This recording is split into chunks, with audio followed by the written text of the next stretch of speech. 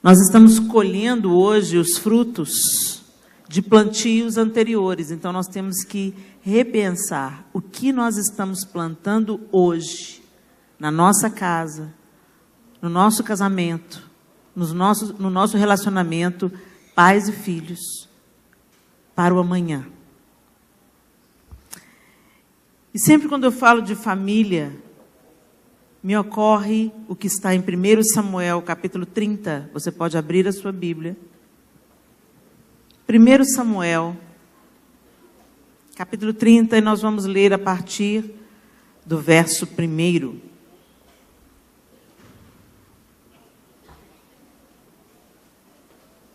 Eu gostaria que você ficasse atento e oferecesse a sua Bíblia, seu celular, o seu tablet, onde você está acompanhando a leitura bíblica, para alguém do seu lado, se essa pessoa não tiver a Bíblia.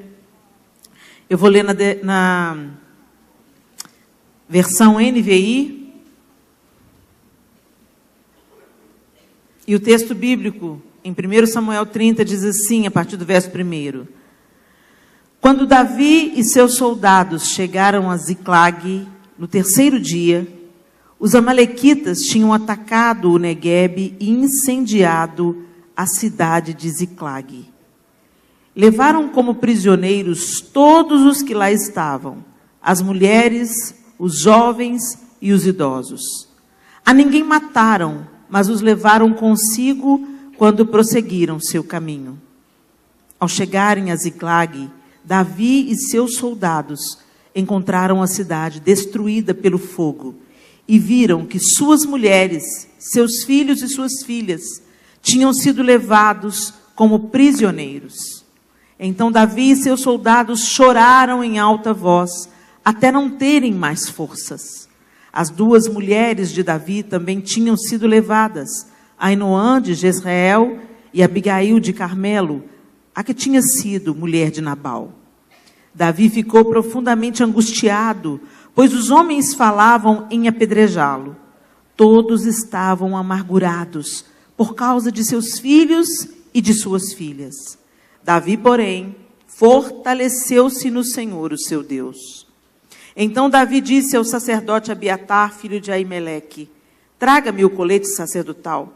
Abiatar o trouxe a Davi. E ele perguntou ao Senhor: devo perseguir esse bando de invasores? Irei alcançá-los? E o Senhor respondeu: persiga-os. É certo que você os alcançará e conseguirá libertar os prisioneiros. Davi e os 600 homens que estavam com ele foram ao ribeiro de Besor, onde ficaram alguns, pois 200 deles estavam exaustos demais para atravessar o ribeiro. Todavia, Davi e 400 homens continuaram a perseguição. Encontraram um egípcio no campo e trouxeram a Davi. Deram-lhe água e comida, um pedaço de bolo de figos prensados e 2 bolos de uvas passas. Ele comeu e recobrou as forças, pois tinha ficado 3 dias e 3 noites sem comer e sem beber. Davi lhe perguntou: a quem você pertence e de onde vem? Ele respondeu: sou um jovem egípcio, servo de uma amalequita. Meu senhor me abandonou quando fiquei doente há 3 dias. Nós atacamos o Neguebe dos guerreiros dos queretitas, o território que pertence a Judá, e o Neguebe de Calebe, e incendiamos a cidade de Ziclag. Davi lhe perguntou: você pode levar-me até esse bando de invasores? Ele respondeu: jura diante de Deus que não me matarás, nem me entregarás nas mãos de meu senhor, e te levarei até eles. Quando ele levou Davi até lá, os amalequitas estavam espalhados pela região, comendo, bebendo e festejando os muitos bens que haviam tomado da terra dos filisteus e de Judá. Davi os atacou no dia seguinte, desde o amanhecer até a tarde, e nenhum deles escapou, com exceção de 400 jovens que montaram em camelos e fugiram. Davi recuperou tudo o que os amalequitas tinham levado, incluindo suas 2 mulheres. Nada faltou, nem jovens, nem velhos, nem filhos, nem filhas, nem bens, nem qualquer outra coisa que fora levada. Davi recuperou tudo. Vamos até aí, no verso 19. Quando eu me deparo com esse texto, e eu vejo Davi e seus 600 valentes que andavam fugindo da ira de Saul. Davi tinha sido ungido rei, ainda adolescente. Logo em seguida, ele mata o gigante Golias. E outros acontecimentos foram se sucedendo, o que aguçou a inveja e a ira de Saul contra Davi. Então Davi vivia errante no deserto, fugindo da presença de Saul e se valendo de algumas oportunidades para que ele vivesse em paz e provesse para sua casa, sua família. Esses homens eram casca grossa, gente. Não eram homens que se espantavam com qualquer coisa. Eles tinham uma vida dura, uma vida errante, uma vida desértica. Quem já viu um deserto pessoalmente, imagina como deve ser difícil você viver no deserto, viver fugindo, viver em grutas, viver à sombra do antigo adversário. E Davi passou por todas essas situações. E ele estava voltando de uma batalha, muitas batalhas, ele vivia em batalhas, mas essa ele não conseguiu lutar, foi dispensado e voltou para casa. Quando você volta para casa, o que você quer encontrar? Refrigério, paz, ordem, alegria, não é? A casa foi pensada por Deus para ser um oásis. Mas tem alguns lares que não são assim, né? Tem alguns lares que tem gente que fica evitando de voltar para lá, porque lá é o tormento. Lá é a manifestação da angústia, da ira, da agressividade. Quanta gente não gosta de voltar para casa, porque ao invés de ser o que Deus sonhou que o lar fosse, um lugar de refrigério, de paz, de alegria, de receptividade, de acolhimento, ela é muitas vezes um lugar hostil. Davi estava voltando com seus homens, seus valentes 600 homens, para casa, para a sua cidade, o lugar onde eles estavam vivendo naqueles dias, a cidade de Ziclag. E quando eles chegaram em casa, quando eles chegaram na sua cidade, a cidade havia sido saqueada e incendiada, e ninguém havia ficado. Eu fico imaginando, o texto fala que a ninguém mataram. Mas, será que naquele momento Davi sabia disso? Talvez ele tivesse tirado alguma conclusão, porque não haviam corpos. Não haviam corpos. Então ele deve ter tirado uma conclusão. Mas tá bom, não mataram, mas incendiaram a cidade, destruíram e saquearam tudo. Bem intencionados, essas pessoas que fizeram isso, e até ali Davi não sabia quem eram os seus inimigos, não estavam bem intencionados. O que eles vão fazer com as nossas mulheres? O que eles vão fazer com os nossos filhos? Quando a gente acompanha aí pela televisão, uma coisa angustiante, gente, e só quem viveu sabe quão angustiante é uma situação de sequestro. Porque não dá para confiar no sequestrador. Não dá para saber se eles vão cumprir o combinado. Não dá para saber o que eles estão fazendo com a pessoa querida que foi sequestrada. Não dá para saber se estão estuprando, se estão violando, se estão batendo, se estão torturando, ou se já mataram e ainda assim estão pedindo resgate. Cada absurdo que a gente já ouviu aí, ao longo da nossa vida, aqui no Brasil e fora do Brasil, no mundo todo, essa situação drástica de violência extrema. Né? O sequestro hoje é considerado crime hediondo. Muito bem. Davi teve sua família sequestrada, bem como todos os seus soldados. E eu acho interessante a primeira reação desses homens fortes, valentes, guerreiros.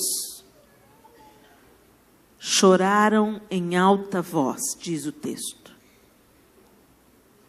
Choraram em alta voz. Será que nós temos a capacidade ainda de chorar em alta voz pela nossa casa? De chorar em alta voz pelo nosso casamento? De chorar em alta voz pela salvação e redenção dos nossos filhos? Ou será que a gente já acostumou? Ah, é assim mesmo. Casamento acaba mesmo. Divórcio acontece mesmo. Abuso de pais e filhos acontece mesmo. Estupro na família acontece mesmo. Pedofilia no seio familiar acontece. A filha casou grávida, acontece. Acontece porque nós estamos deixando as portas abertas para que os sequestradores do nosso tempo entrem e saqueiem os nossos lares. Nós somos tão agradáveis para as pessoas de fora. Você já notou isso? Como você é gentil com o patrão? Como você é gentil com o pastor? Como você é educado com uma pessoa que é influente na sua vida, mas não faz parte da sua família? Como nós guardamos a melhor louça para as visitas? As taças mais bonitas, a toalha de renda. Quando nós vamos receber a visita, a gente dá faxina na casa, passa a chave no quarto da bagunça. É tudo cheiroso, tudo lindo, maravilhoso. Quando a criança que vem da família visitante sobe no seu sofá novo, você fala: "Oh, meu amor, desce daí, fofinho, faz dodói." Quando o seu filho da mesma idade gosta da ideia e sobe no mesmo sofá, mas não tem ninguém por perto, você fala: "Desce daí agora! Você está pensando que custou quanto esse sofá?" A gente dá a nossa competência para o nosso trabalho. Eu não tenho nada contra mulher trabalhar fora, ter uma carreira. Mesmo porque nós somos multifunções, né? Deus dotou a mulher de uma capacidade de fazer muitas coisas ao mesmo tempo. Mas o problema é que a gente leva o nosso melhor para o patrão, para o trabalho. Para lá a gente leva a dedicação, para lá a gente leva o coração. O melhor perfume, a melhor roupa, o maior empenho. E para a família, para aqueles que vão carregar o seu caixão, para aqueles que vão te cuidar quando você ficar doente, se tiver a sorte de ficar doente,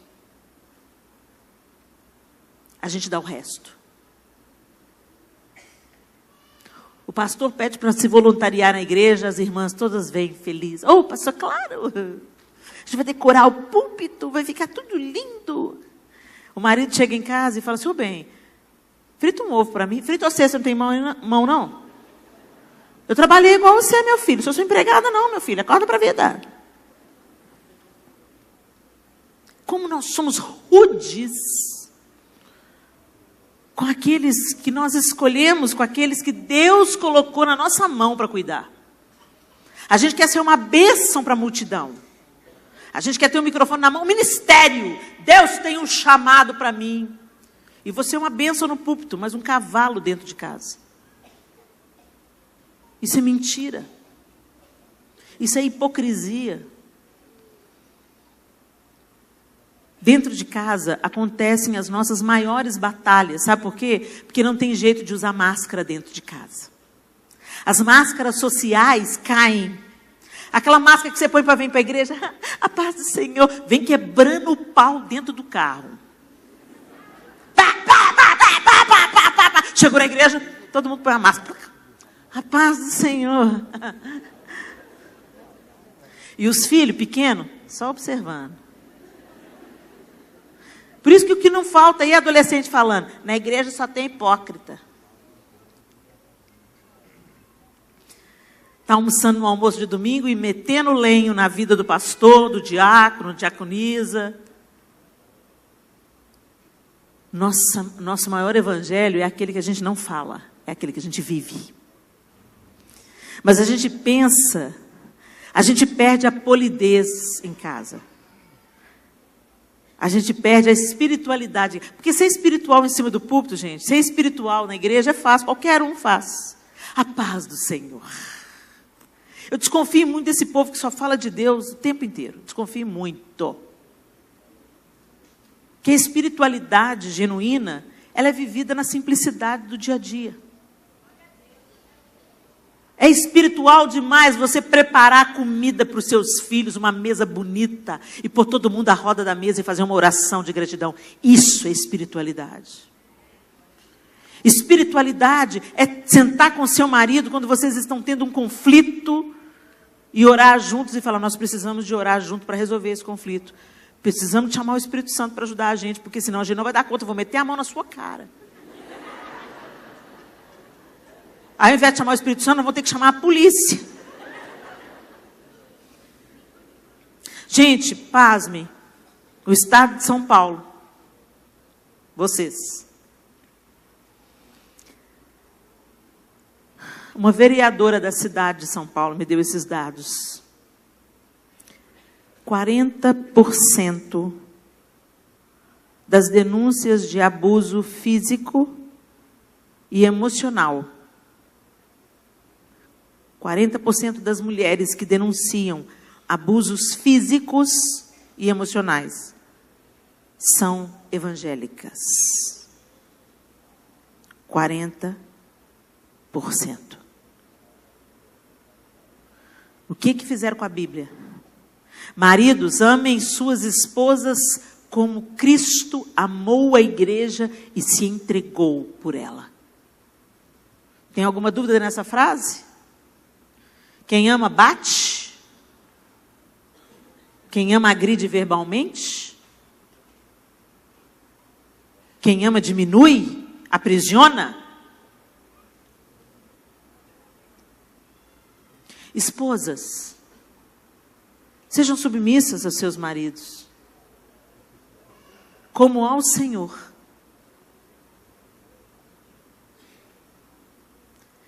Quando uma mulher é bem cuidada e bem amada, eu não sinto nenhuma dificuldade em me submeter ao João. Porque ele me ama e ele demonstra isso com atitudes e palavras. Ele não me abusa, ele não me estupra, ele não me bate. Em 28 anos de casamento, ele nunca me chamou de chata. Na TPM, o marido não chamar a mulher de chata, está cumprindo o papel dele. De ser como Jesus, porque ó, só para ser como Jesus mesmo. Nunca me chamou de chata. Nunca encostou o dedo em mim que não fosse para fazer um carinho. Agora é normal a gente ver marido empurrando mulher. O marido veio pedir ajuda para o João, um conselho para o João, falou assim, ela está querendo me abandonar, ela está querendo largar o casamento, isso não pode acontecer. E o João foi puxando a língua dele, puxando a língua dele, puxando a língua dele, quando pensa que não, ele deu um soco na cara dela. Fora outros abusos. O João falou assim, olha, simplesmente o fato de você ter batido na sua mulher, dá a ela o direito dela sair fora. Não se bate em mulher. Não se bate numa pessoa que Deus te entregou para você cuidar dela. Quanto abuso em nome da distorção do Evangelho de Jesus. Porque você tem que ser submissa. Sabe o que é ser submissa, gente? Não é ser oprimida, não. Ser submissa não é para ser pisada, não. Ser submissa, na perspectiva bíblica, é ser um suporte. Pensa nesse púlpito aqui comigo. Se essa placa tivesse solta dessa base, isso seria um púlpito? Não. Ou seria um púlpito quebrado. Essa placa desconectada disso seria uma bandeja, no máximo. Ela não cumpriria a sua função de apoiar a Bíblia para que eu possa ler e entregar para vocês a palavra. Sustenta, debaixo. Missão. O sustentáculo da missão. A mulher tem o dom de segurar a onda.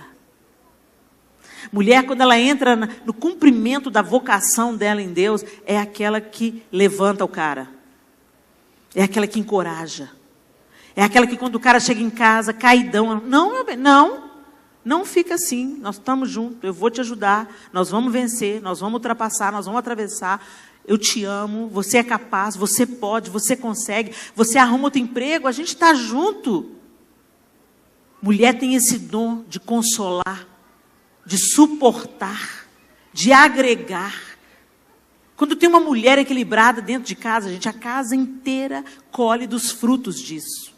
E quando tem uma mulher louca dentro de casa, a coisa fica difícil. Por isso que lá em Provérbios fala assim, a mulher sábia edifica a sua casa. E a tola, com as próprias mãos, a derruba. E aí a mulherada fica revoltada, falando, pelo amor de Deus, a gente já menstrua, já tem filho, já tem menopausa. Tem que encarar isso tudo. Ganhamos menos, às vezes, de um homem por fazer o mesmo trabalho. Não somos vistas na sociedade como deveríamos ser vistas. Somos xingadas no trânsito porque dirigimos diferente do que os homens dirigem. E ainda, a Bíblia põe esse cargo nas nossas costas. Não é cargo nas suas costas, é simplesmente o cumprimento da sua vocação. Deus te capacitou para segurar a onda. E quando uma mulher quer segurar a onda será segurada. Quando uma mulher quer edificar, a casa será edificada. Quando uma mulher quer consolar, haverá consolo. Quando uma mulher se coloca na porta de uma casa como a guardiã do seu lar, o inimigo não vai entrar. Onde tem uma casa, onde uma mulher que ora, uma mulher que entende a sua vocação de intercessora, de conselheira. Gente, mulher consegue fazer esse tanto de coisa. Os homens são fortes, superiores fisicamente. Que me perdoem as feministas, eles são, é genética.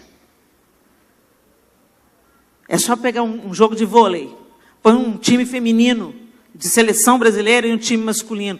Os saques, as cortadas de um homem são muito mais violentas.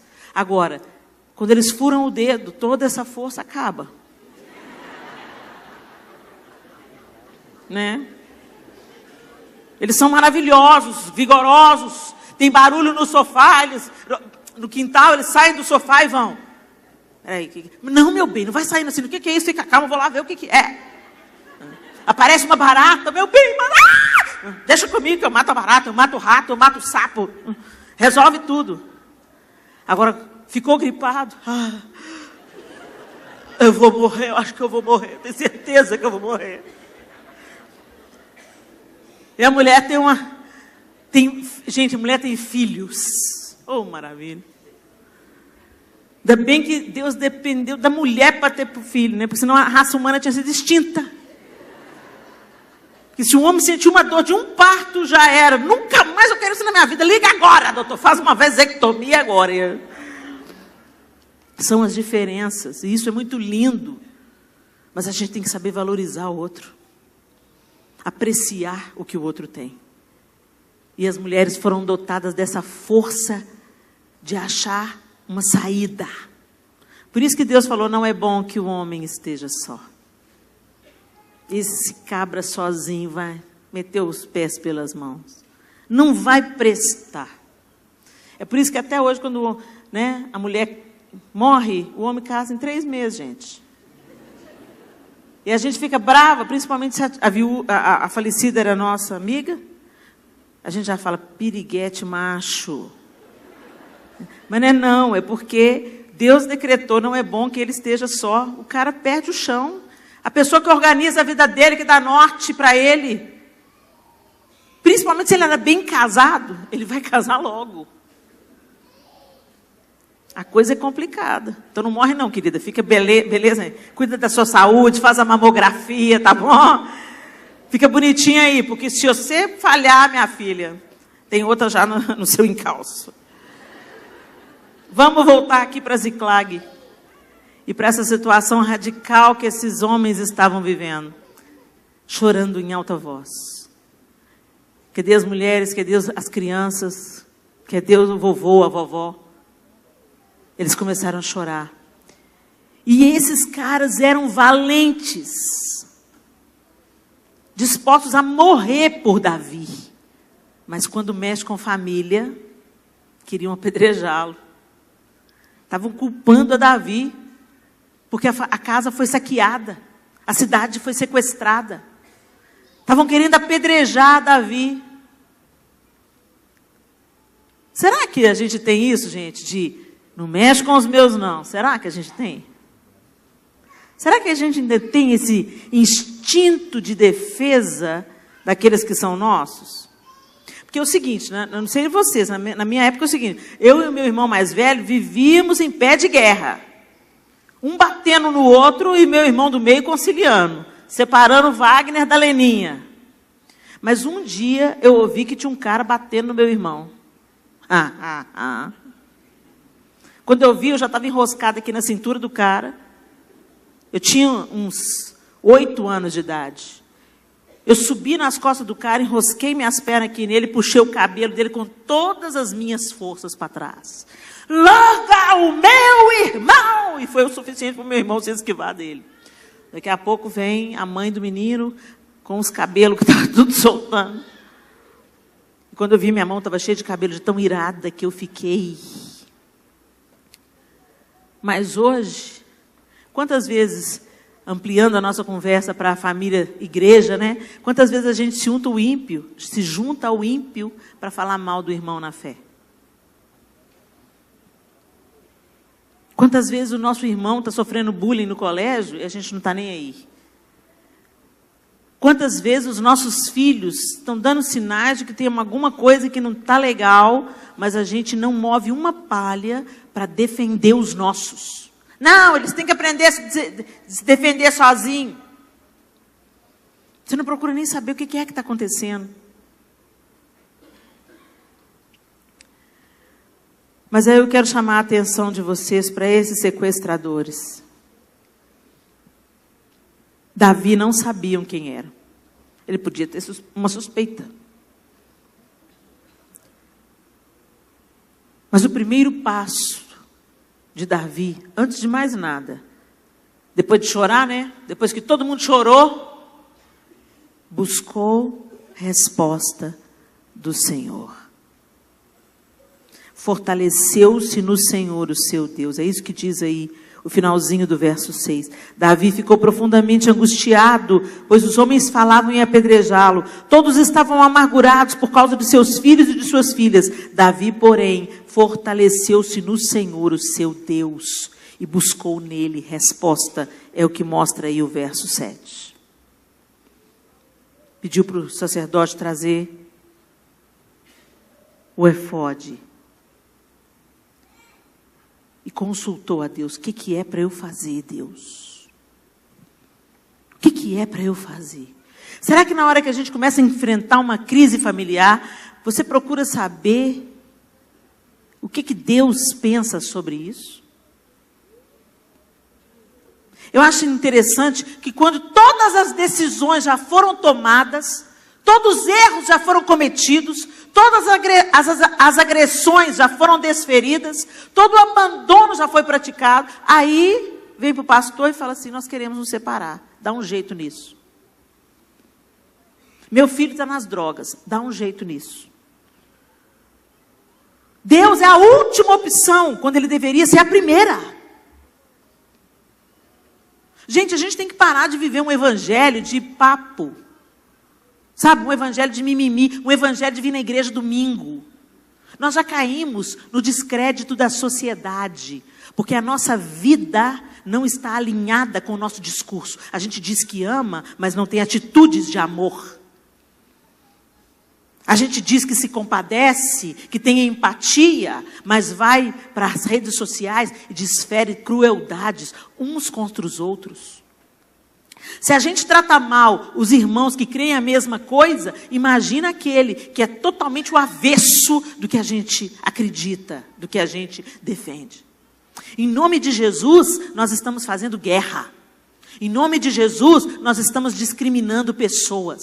Em nome de Jesus, nós estamos colocando o pé na porta da igreja para que os efeminados, os tatuados, os usados da vida não entrem. E quem te disse que você tem moral para isso? Só porque o seu pecado é diferente? Que inveja, cobiça, mentira, orgulho, vaidade, prepotência, falsa espiritualidade, sentimento de superioridade. Não é uma fratura exposta, né? Não dá para ver nos trejeitos, não dá para ver tatuado na pele. Mas o Senhor vê a nossa lepra. Não adianta você se cobrir como Naamã. General, leproso. Nós carecemos da graça de Deus todos os dias. E a primeira atitude de uma família que está experimentando dificuldades é buscar uma resposta do Senhor. Senhor, o que eu posso fazer? Como que eu tenho que agir? A gente tem que parar de culpar o outro. Na família a gente tem uma mania de um jogo de empurra. A culpa é do fulano, a culpa é do ciclano. Se ele fosse assim, se ele fosse assado. Sabe que uma coisa que eu tenho aprendido com os meus filhos? Eu tenho 4 filhos, cada um é de um jeito. Foram criados na mesma casa, com os mesmos princípios, os mesmos valores. Os 4 foram consagrados no altar ao Senhor. Os 4 tiveram um exemplo meu e do pai. E cada um é de um jeito. E sabe o que eu estou aprendendo com eles? Cada um à sua maneira e cada um por um motivo diferente. Muitas coisas. Eu estou aprendendo que se eu não sou capaz de amar os meus 4 filhos do jeito que eles são, eu não sei nada sobre cristianismo. Mesmo quando eles não correspondem à minha expectativa, mesmo quando eles frustram os meus sonhos particulares. Se eu não tenho amor para derramar na vida deles, compaixão e perdão, eu não entendi nada sobre cristianismo. Segunda coisa que eu aprendi é que eles estão mais de olho na minha atitude do que no meu discurso. Eles não se impressionam com a Helena Tanuri que prega. Eles estão querendo as minhas atitudes. Que tipo de mãe que eu sou? Terceira coisa que eu tenho aprendido com os meus 4 filhos, a buscar a resposta em Deus.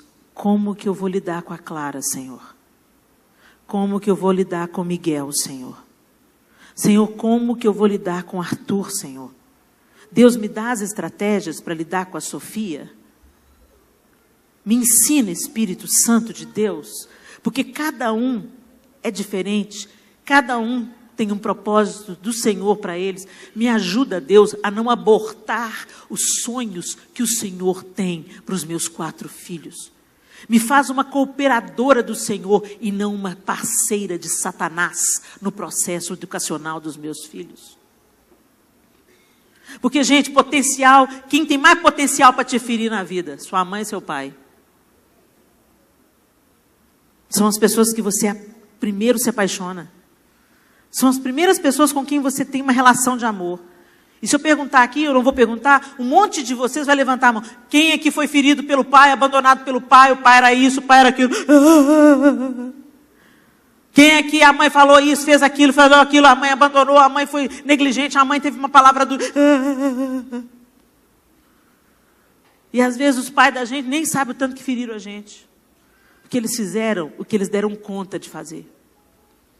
Mas nem compaixão a gente tem dos nossos pais. Aí a gente vem e carrega o defunto, o que aconteceu lá no passado, o que o seu pai não correspondeu, o que sua mãe não correspondeu, marca a sua vida de tal jeito que o diabo começa a te manipular como um fantoche, para fazer você uma ferramenta dele na sua família aqui. Você tem que resolver os problemas na sua família de origem, perdoar quem tem que ser perdoado, pedir perdão se ainda dá tempo de pedir perdão, tentar haver reconciliação se ainda há possibilidade para isso. Se não, já morreu, já acabou, já partiu. Deus perdoa, passa o seu sangue, cura essa ferida, porque eu não quero ser um propagador, um perpetuador de ferida na vida da minha descendência, porque é assim que Satanás faz. Ele fere o pai, a mãe fere o filho. Aí o filho se revolta contra o pai e a mãe. Aí o filho vai e reconstrói a família. Constrói a família dele. Daqui a pouco ele está fazendo a mesma coisa que o pai e a mãe dele fizeram com ele. Ou pior. A gente tem que encerrar os ciclos na nossa vida. Obedecendo a palavra. liberando perdão, perdoando, honrando os nossos pais. Gente, honrar pai e mãe, não está dizendo que você tem que amar eles de paixão, não está dizendo que você tem que dar beijinho neles, está dizendo que você tem que honrar. Honrar e tratar do jeito que você gostaria de ser tratado. É isso que é o verdadeiro amor bíblico. Não depende de emoções, nem de condições. Você simplesmente decide tratar do jeito que você gostaria de ser tratado. Isso é o amor bíblico. Por isso que Jesus fala, ama o seu inimigo. Ele está falando para você fazer um lanchinho na casa do inimigo? Dar presentinho para o inimigo? Tirar férias com o inimigo? Não, ele está falando para você tratar o outro, que não gosta de você, do mesmo jeito, com respeito, honra, dignidade e até afeto, como você gostaria de ser tratado. Quanta coisa seria evitada na nossa vida, se nós entendêssemos o propósito bíblico para o nosso relacionamento, se o nosso relacionamento com Deus consistisse em amor obediente à palavra de Deus, nós não colheríamos a metade dos frutos destrutivos e amargos que colhemos nas nossas relações interpessoais. Então, a gente, em síntese, seja crente mesmo, dentro de casa. Porque ser crente na igreja, qualquer um pode ser. Davi buscou a resposta do Senhor. E depois que ele buscou a resposta do Senhor, saiu para perseguir o inimigo. Que inimigo? Ele sabia quem era o inimigo? O texto bíblico não fala. Mas ele saiu para procurar, sem saber onde, sem saber quem. E Deus proveu um egípcio. Um egípcio que estava abandonado. E Deus usou esse egípcio para dizer quem era o inimigo, onde ele estava e o que ele havia feito. Eu sou egípcia aqui nessa noite. E eu quero te dizer quem são os sequestradores da sua família. Será que você pode anotar aí? O primeiro sequestrador da sua família é o ativismo. O que é isso, Helena? Você tem tempo para tudo e para todos, menos para sua família. Você prioriza o seu trabalho, você prioriza o seu ministério, você tem tempo para os amigos, você tem tempo para o futebol, você está sempre à disposição do seu patrão. Mas peraí, Helena, a gente trabalha, a gente tem que trabalhar para trazer o sustento para casa. Então eu tenho que ser um excelente funcionário, eu tenho que ser excelente em tudo que eu faço, eu preciso estudar de noite para poder ganhar um upgrade na empresa, crescer dentro da empresa, para sustentar os meus filhos. Gente, vamos parar de mentir para nós mesmos? Para sustentar os filhos do escambau, gente. A gente quer se envaidecer, a gente quer mostrar para o outro como a gente venceu na vida, como a gente pode trocar de carro todo ano, como os nossos filhos estudam na escola tal, quanta gente trabalha mais do que precisa trabalhar para ganhar dinheiro, não para prover sustento para a família, mas para mostrar para os amigos, olha, meu filho estuda em tal escola, olha, a gente tira férias na Disney, olha, a gente... Quantas mulheres não abrem mão da carreira, nem que seja por um tempo pequeno? Não é porque tem que comprar o arroz com feijão, não, gente. É porque não pode ficar em casa, porque senão as outras amigas vão chamar ela de desocupada. Ai, você está em casa? Você não faz nada? Não faz nada? Você já cuidou de uma casa, querida? Hoje ainda dá vontade de, sabe, de dar umas varadas boas na bunda de quem fala que mulher que fica em casa não faz nada. É um desmancha. Você faz o café da manhã, sabendo que vai fazer o almoço, faz o almoço sabendo que vai fazer o jantar. Arruma a cozinha sabendo que o outro vai vir e vai sujar. E você vai ter que lavar de novo. Você lava o banheiro, sabendo que a família inteira vai sujar. O homem lava o banheiro e fica na porta. Dá licença, deixa eu entrar aí. O que você vai fazer aí? E depois que o homem lava o banheiro, ele entra para dar uma fiscalizada. Depois que você sai, ele entra para dar uma fiscalizada, se está tudo em ordem. Mas enquanto tem uma mulher lavando o banheiro, a toalha fica pelo chão, o banheiro fica alagado, as crianças fazem bolha de sabão no box, não tem importância nenhuma, isso faz parte. Mas é árduo, é difícil, é chato. A gente não conversa com ninguém, é um faz-desmancha. Você passa aquela blusa, pedindo pelo amor de Deus aquela camisa, para ele usar ela só no mês que vem, porque ela é chata de passar. Tem um dia que você não quer fazer de novo comida, você já está enfarada de fazer e comer a sua própria comida. Trabalhar em casa é só para as fortes, é só para mulherão, não é para mulherzinha não. Então não desvaloriza. Não desvaloriza. Até porque, querida, se você está trabalhando fora, tem alguma mulher que está trabalhando para você. Sua mãe trabalhou para você se formar. Eu acho ridículo quando uma mulher menospreza a outra mulher porque a outra escolheu cuidar da família, cuidar da casa e cuidar dos filhos por um tempo. Ridículo.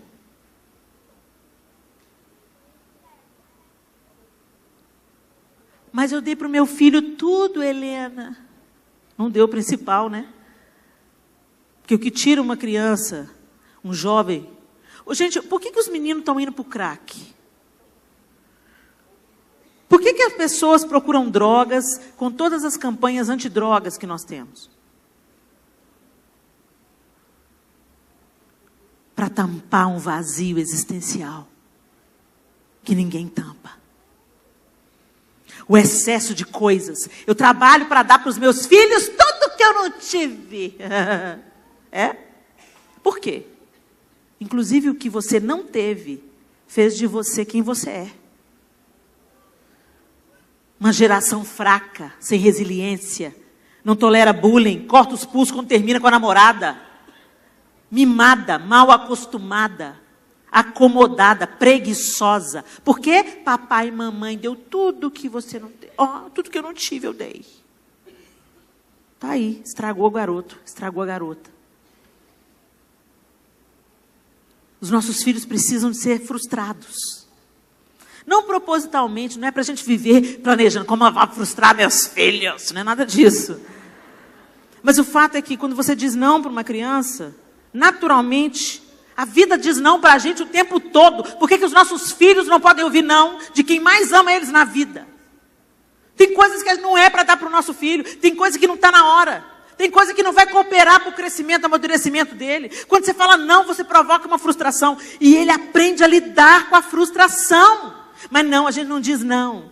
Espera um pouquinho, filhinho. Eu quero agora! O menino quase fica endemoniado. O menino está chorando, não tem chupeta. Dá o tablet. O tablet, gente, essa conta vai ser cobrada, tá? Filho enche a paciência, né? Enche mesmo. Mas aguenta firme aí. Sua mãe te aguentou? Sem tablet. Os meninos estão hiperativos, hiperestimulados. E isso vai estourar em algum lugar. Isso vai gerar um vazio em algum lugar. Mas ele chora, Helena. Deixa eu chorar. Abre os pulmões. Deixa eu chorar. Filho, agora não. Você só pode mexer no tablet só meia hora por dia. Dependendo da idade. Só um pouquinho. Ele tem que aprender, não, agora não, acabou o seu tempo. Disciplina. Dar limite também é uma expressão de amor. O ativismo.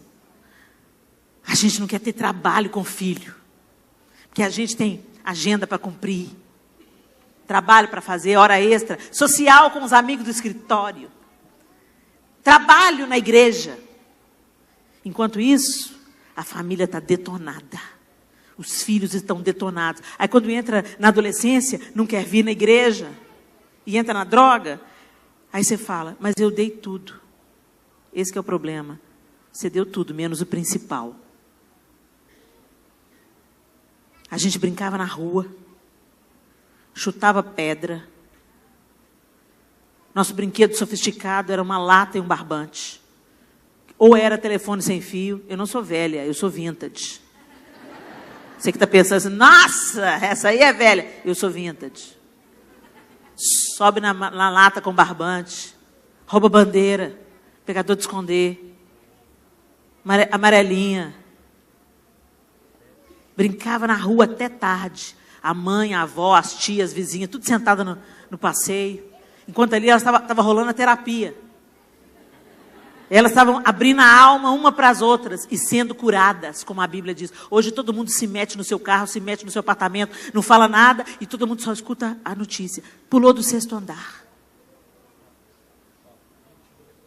Todo mundo trabalhando muito, todo mundo muito bem vestido, todo mundo estudando escola cara, os filhos fazendo inglês, português, espanhol, alemão, não sabe nem falar o português direito.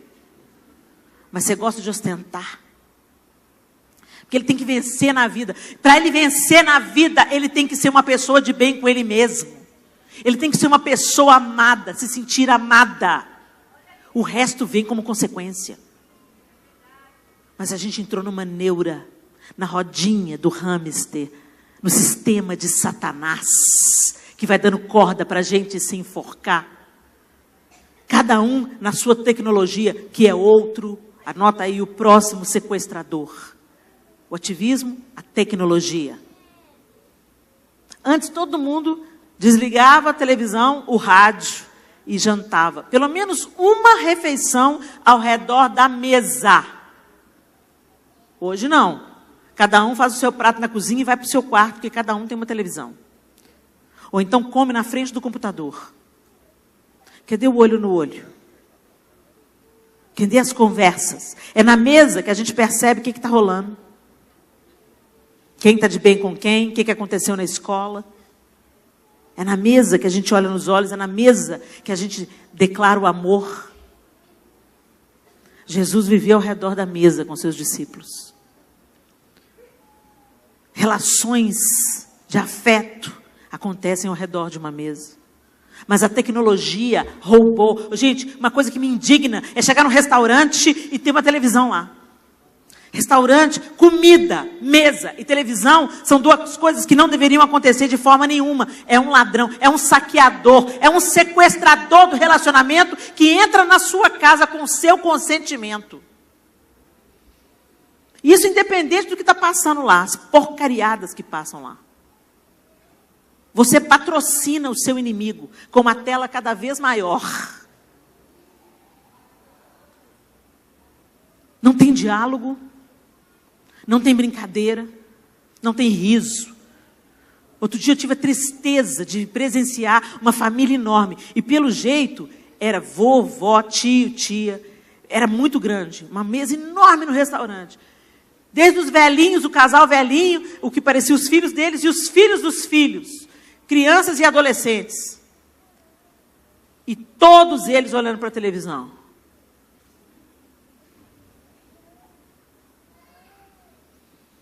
Aí alguém falava alguma coisa. Eu falei, meu Deus. A única que estava ligada na pessoa era uma babá que estava junto com o bebê, dando comida para o bebê. Só os dois estavam conectados afetivamente. A babá com o bebê e o bebê. A mãe do bebê, nem sei quem era. Uma desconexão. E eles ficaram ali. E aquilo me incomodando. Mas Deus não me permitiu ir lá falar nada. Mas que eu tive vontade de... Escuta aqui, gente, vou acabar com essa bagaça, acorda para a vida, que daqui a pouco esses dois vão bater com a caçuleta, os dois vão morrer. E aí não adianta chorar em cima do caixão não, querido. Depois você vê, mamãe, papai, eu quero morrer junto. Para de cena. Naquele dia lá no almoço, você nem ficou olhando no olho do seu pai, ficou olhando para a televisão, a maldita da televisão. Tecnologia, gente, é uma bênção. Igual o dinheiro. É uma bênção. Quando é seu empregado e não seu patrão. Quando trabalha, quando te serve e não quando manda em você. Quando define os seus relacionamentos. Define as suas prioridades. A tecnologia é um sequestrador do nosso tempo. Fica todo mundo na mesa. Aí então, ó, a Helena falou que é pra gente ir pra mesa, então vamos pra mesa. Quando você vê as cabecinhas, tudo debaixo do... Lá em casa é proibido o celular na mesa. Quando vê uma cabeça... O que é sua cabeça... O que você está olhando aí pro seu colo? Passa pra cá. E é tão legal isso, que um dia eu estava tendo que responder uma pessoa, era uma coisa de emergência, aí eu sentei, deixei o celular no console, perto da mesa, e ativei a mensagem, porque a pessoa precisava de uma resposta minha naquela hora. Eu estou comendo. Aí, conversando, brincando, daqui a pouco, tocou a mensagem. Gente, dá licença, eu levantei. Aí, mãe! Mãe! Celular na hora da... Aí eu falei, glória a Deus. Ficou um valor aí, ó. Gente, eu sei. Eu estou pedindo para abrir uma exceção, porque ela só pode falar comigo agora, nesse horário. Me perdoem. Mas é só para responder. Respondi, pronto, acabou, já voltei. Não deixa o seu inimigo sequestrar o relacionamento. O povo tira férias, gente. Investe caro em férias. Para quê? Só para postar foto no Instagram e no Facebook? Para dizer, estou em Paris, estou na Disney. Para de tirar foto. O que é para ser vivido não precisa ser mostrado nem fotografado, não, gente. Que doença que a gente vive agora para o outro. E não curte quem você tem aqui do seu lado. Você está conectado com quem está lá do outro lado do mundo.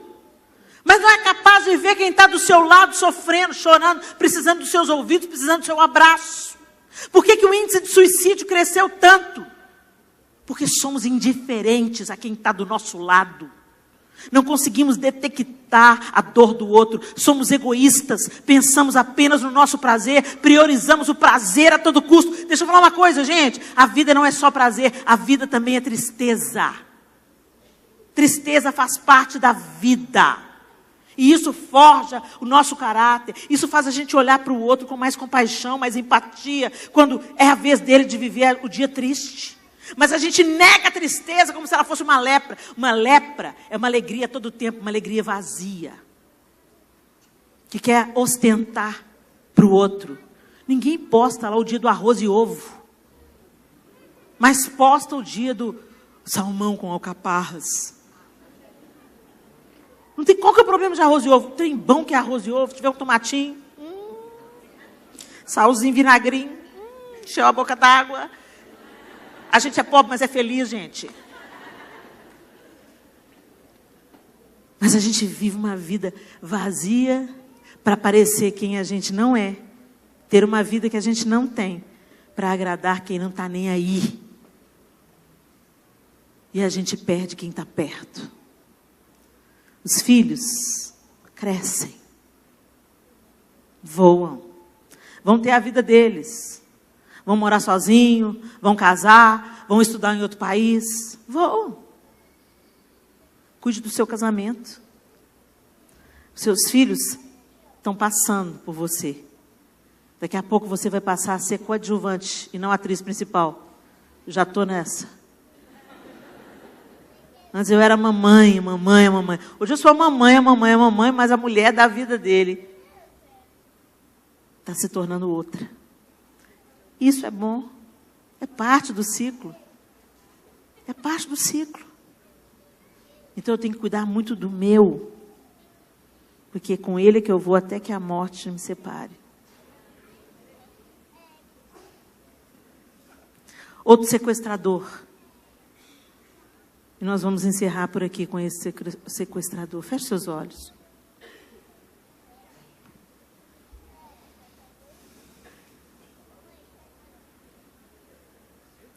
Falsos relacionamentos.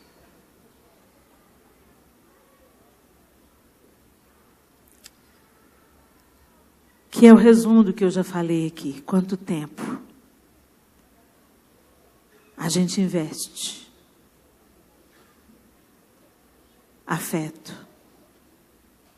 cuidado, em gente que está com a gente só para usar a gente. O trabalho, você pode ser a melhor funcionária.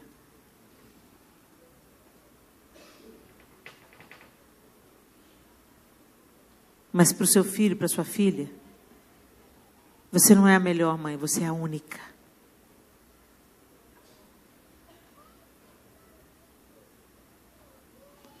A gente prioriza outros relacionamentos. Todo mundo precisa de amigos. Mas amigos verdadeiros entenderão que a sua família é uma prioridade. Para o mercado, nós somos descartáveis. Para alguns amigos, vamos chamá-los assim, somos descartáveis. Para a galera que te segue no Facebook, no Instagram, no Twitter, não se engane, nem todos que te seguem te amam, te admiram ou te gostam. Muitas vezes eles te enxergam apenas como um produto, um entretenimento.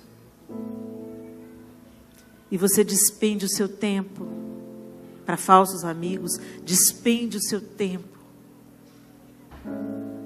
para a empresa, desprende o seu tempo até para a igreja. E está negligenciando seus relacionamentos familiares. A maior dor que que eu já vi num velório, é a dor de quem não fez. Por que eu não abracei mais? Por que eu não disse eu te amo? Por que eu não pedi perdão? Por que eu não levei mais para passear? Por que eu não diminuí o ritmo? Por que eu não tratei com mais gentileza? Por que eu fiquei me prometendo fazer aquele bolo que eu nunca fiz?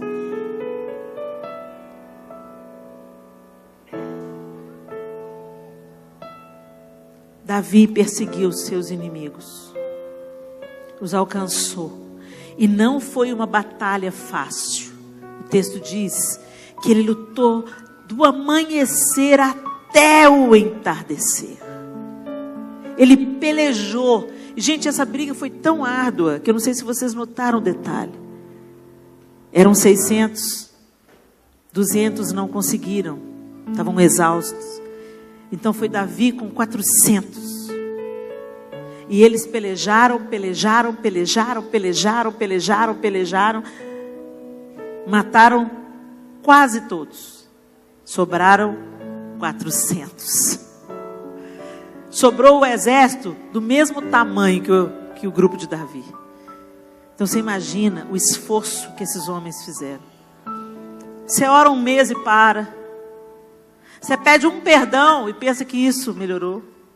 Você leva a sua esposa um dia para jantar e pensa que isso vai sarar todo o desprezo, toda a rejeição que você devotou a ela nesses anos todos de casamento. Para a gente arrancar a erva daninha, dá mais trabalho. Elas brotam sem semeadura. Mas você vai lá e arranca. Na primeira chuva elas brotam de novo. E você vai lá e arranca. Aí vem outra chuva e elas brotam de novo. Tem que ser um trabalho insistente. Assim como Davi pelejou contra os sequestradores insistentemente. Nós também temos que pelejar contra os saqueadores da nossa família. Contra o ativismo. Contra os falsos conceitos. Contra a falta de afeto.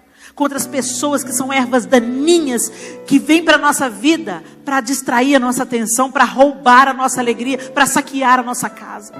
Quantas histórias de melhores amigas da esposa que caíram em adultério com o marido.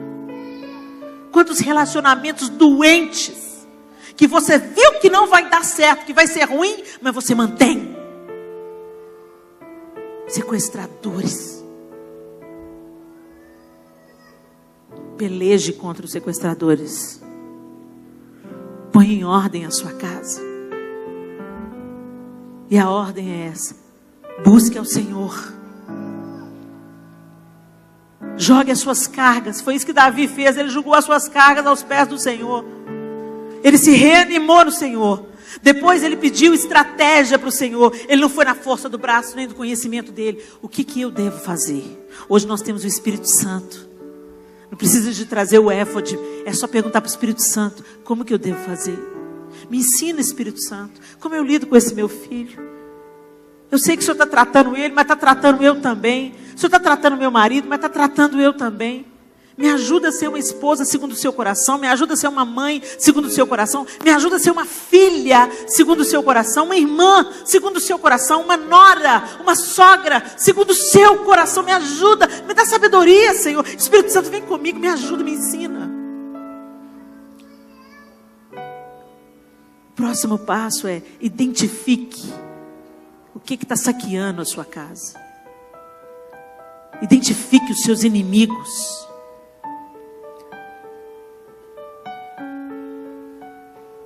E o quarto ponto: se levante contra eles e batalhe pelo tempo que for necessário, até que tudo seja restituído de volta. O texto termina dizendo que nada ficou para trás. Nada. Todas as coisas foram restituídas. Todas as coisas.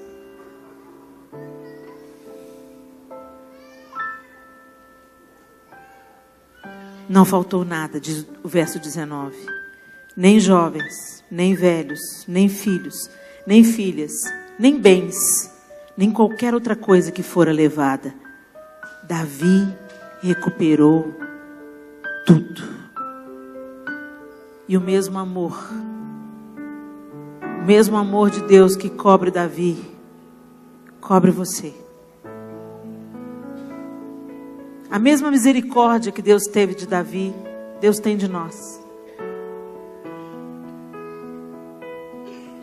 Mas você precisa se posicionar.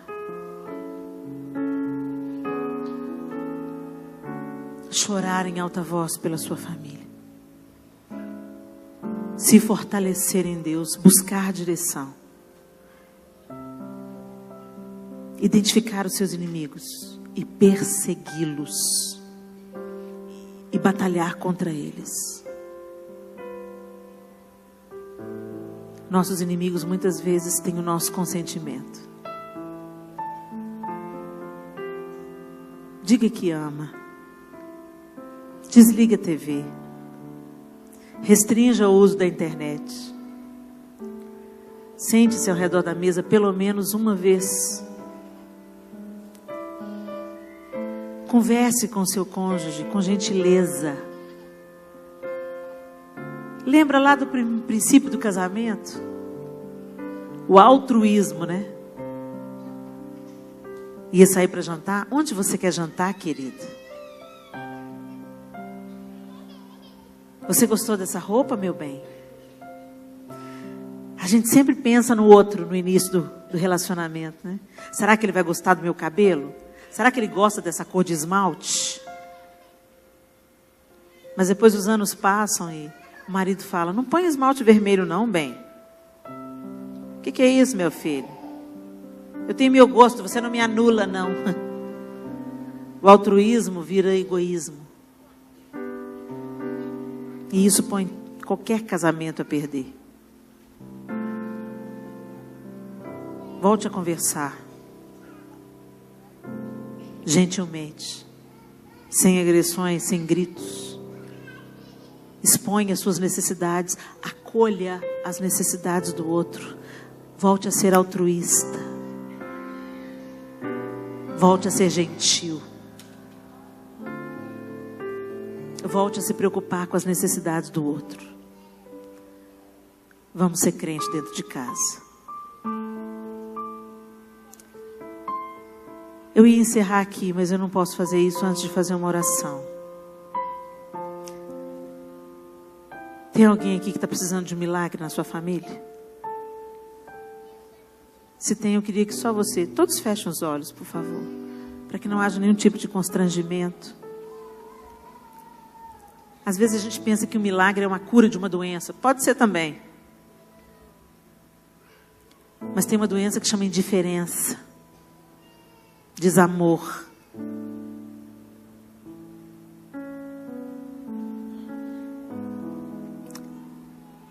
Às vezes você precisa de um milagre para, como Jesus fez no primeiro casamento, né? Transformando a água em vinho. Às vezes seu relacionamento de casamento está passando por um deserto, por um inverno. Eu quero te encorajar. A primavera volta, mas você precisa de perseverar. Eu queria orar especificamente por você que esteja vivendo um problema no casamento, ou no relacionamento com os filhos ou com os pais, com a sogra, com a nora. Uau, a família é para ser um oásis, mas ela também às vezes se torna um campo de batalha. E interessa ao Senhor curar a nossa casa. Interessa ao Senhor restituir o que o inimigo sequestrou. Eu queria que você, que precisa de um milagre, de uma restauração na sua vida familiar, de uma resposta para uma oração, eu queria que você ficasse de pé no seu lugar. E eu gostaria de orar especificamente por você nessa noite. Aleluia. Amém. Glória a Deus. Glória a Jesus. Bem, não é a minha oração que vai fazer isso, mas é o poder da nossa oração juntos, crendo em nome de Jesus. A palavra nos adverte, nos ensina: onde 2 ou 3 estiverem reunidos em meu nome, ali eu estaria. Nós estamos aqui em nome de Jesus, e é em nome dele que nós vamos orar agora, amém? Senhor Deus, em nome de Jesus, eu coloco no teu altar agora cada uma dessas pessoas que se colocaram de pé, publicamente expondo diante do Senhor a sua necessidade.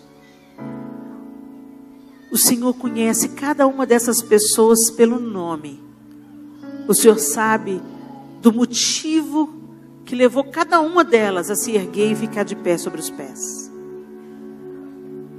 Deus contempla, Senhor, cada casamento, cada relacionamento de casal, entre pais e filhos, filhos e pais, noras, genros, sogra, sogro, tios e tias, irmãos e irmãs. Pai, a família foi planejada pelo Senhor para ser, Senhor, uma antecipação do céu, um lugar de refrigério, de encorajamento, de crescimento. Mas tantas vezes ela se tornou um lugar de espinho, lugar de dores, lugar de faltas. Deus, cura, Senhor. Toma essas causas nas tuas mãos, Senhor. Toma as necessidades que seus filhos e filhas apresentam diante do Senhor agora. E como o Senhor fez ali em Caná da Galileia, transforma essa situação. Transforma a água em vinho, Senhor. Traz renovo, traz alegria, traz gozo na situação de angústia, na situação de perda, de conflito, de separação. Deus, traz a tua cura, traz o teu bálsamo, traz a tua esperança, o teu ensino. Oh Deus, em nome de Jesus, fortalece esses homens e mulheres, esses pais e mães, filhas e filhos, irmãos e irmãs. Deus, em nome de Jesus, que o altruísmo seja colocado no nosso coração, que o egoísmo saia, que os nossos interesses pessoais sejam colocados em segundo plano, e que a gente trabalhe junto com o teu Espírito Santo e sob a supervisão dele, para reparar o que precisa ser reparado. O Senhor é especialista de fazer coisas impossíveis, e é isso que nós pedimos nessa noite, que o Senhor faça o possível e o impossível. Traz a tua cura nessas famílias aqui representadas. E que a despeito de ser um lugar de desafios, de desacordos, de diferenças, que a família seja um lugar de paz, de amor, de renovo e de cura. Em nome de Jesus. Em nome de Jesus. Amém. E amém. Se você está com alguém da sua família aí, dá um abraço bem apertado. Diz: eu te amo. Diz: eu te amo. E pode se sentar. Se você está sozinho aqui representando a sua família, eu quero te encorajar. Volta para casa. Helena, mas eu vou voltar para uma casa toda destruída. Já não dá tempo mais, Helena, já rolou. Dá tempo sim. Eu não sei o que vai acontecer, eu não sei o que vai ser feito, que tipo de restauração que vai acontecer. Tem casamentos que não serão reconciliados novamente. Mas isso não significa que aqueles que estão com você não mereçam sua atenção, o seu abrigo, o seu apoio. Eu aprendi uma coisa com a Dev Tyrus: use o que você tem. Para de olhar para a vida do outro. Para de olhar para a família do outro, para o modelo de outro. Olha para Jesus. E pega o que você tem e deixa Ele reconstruir. Se restou só você, você está numa família de muitos irmãos. Tem gente aqui que vai te amar como alguém da própria casa, do próprio sangue, porque tem um sangue que nos une. Agora, se você mora com sua mãe, com sua tia, com seu primo, com seu filho, essa é a sua família. Faça o melhor com ela. Dê o seu melhor para ela. Vou dizer de novo: o problema não é trabalhar fora. O problema é levar o coração para a carreira e deixar o resto para a família. Não tem problema nenhum em servir na igreja. O problema é abandonar e negligenciar a família em nome de fazer a obra de Deus. A família é obra de Deus. Não é problema trabalhar. O problema é trabalhar para querer construir e ostentar o que você não vai conseguir colocar dentro do seu caixão. Declare o amor hoje. Abrace hoje. Peça perdão e perdoe hoje. Se dá vontade de fazer um passeio, faça logo. Se te ocorreu fazer um bolo e uma visita, faça logo. Pode ser o Espírito Santo te mandando se despedir. A gente não sabe o dia de amanhã. Viva como se fosse o último. Amém? Deus abençoe vocês. Foi uma alegria muito grande estar aqui. Deus abençoe.